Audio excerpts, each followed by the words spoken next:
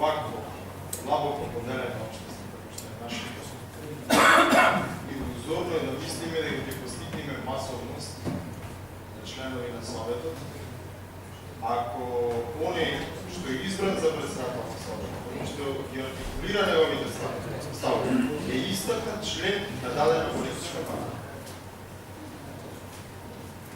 Едноставно, тоа се коси со вашите задачи.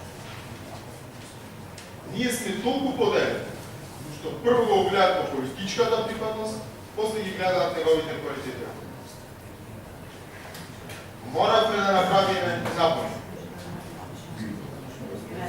Мнозинството од присутството бидат партијски, вистина, неангажирани луѓе, кои што би избрале председател, исто така партијски, неопределен, за да можеме да ги привлечеме и членовите на СДСМ, и членовите на ВМРО, меѓутоа и сите оние останати што апсолутно не ги интересирани партија ништо. Обратно свргнава.